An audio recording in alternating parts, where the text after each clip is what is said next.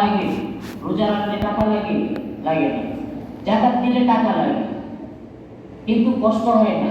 কষ্ট হয় নামাজ পড়লে আপনি বিভিন্নভাবে করেন, কিন্তু হজ করলে আপনার জান এবং মাল দুটোটাই আপনার প্রয়োজন।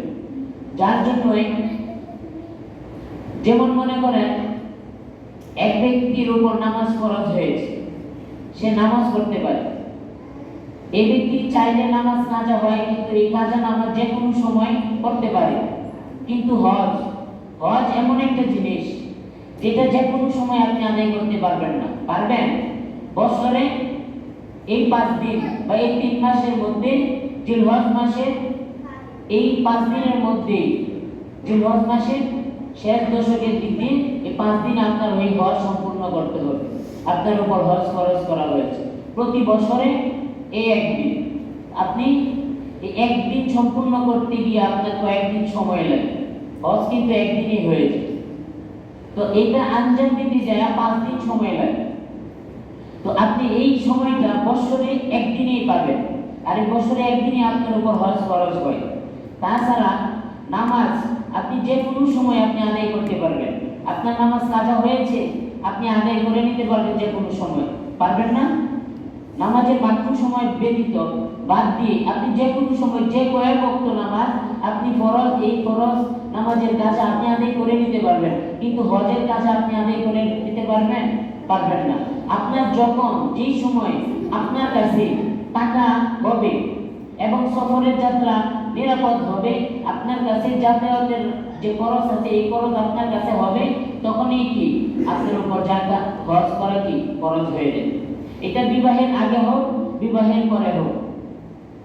তো এই জন্যই হজ দ্রুতভাবে করার জন্য আল্লাহ রাসূল সাল্লাল্লাহু আলাইহি ওয়াসাল্লাম ইরশাদ করেছেন, হাদিস শরীফের মধ্যে বলেন, তাআজ্জালু ইলাল হাজ্জি ফাইন্না আহাদাকুম লা ইয়াদরি মা ইয়ারিদু লাহু, যে হজ তাড়াতাড়ি আদায় করো, কেননা তোমাদের কারো জানা নেই যে পরবর্তীতে সে কোন পরিস্থিতির সম্মুখীন হয়।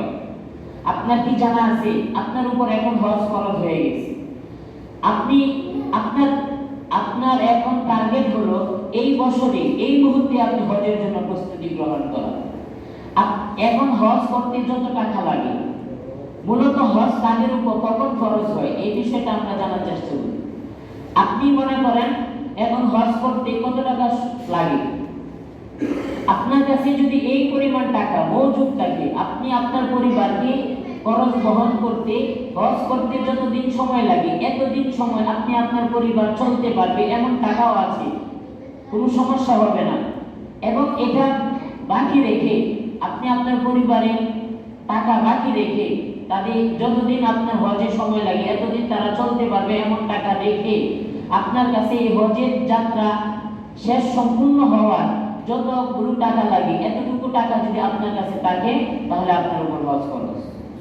আর এটা বিলম্ব করার মতো আপনার কোনো সময় নেই, কারণ এটা আপনি বিলম্ব করলেন তো এটা আপনি সামনে যে করতে পারবেন তা না। 1 বছর যে আপনি জীবিত থাকবেন এটার গ্যারান্টি আছে?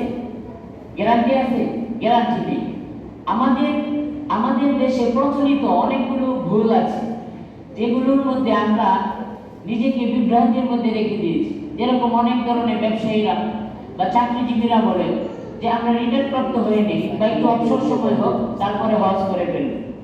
আচ্ছা, এই যে চিন্তাগুলো যারা ব্যবসা করে তারা বলে যে ব্যবসাটা আরেকটু গুছানো হোক তারপর হজ করে নেব, আমরা হয়তো বাটপারি চিটারি করতে পারবো না, মানুষদের সাথে ধোঁকাবাজি করতে পারবো না, হজ করে আসলে তো বিশ্বাস হবে, তসবিহ তাহলিল মিথ্যা কথা বলা যাবে না, যার জন্য সে আরেকটু সময় নেয়।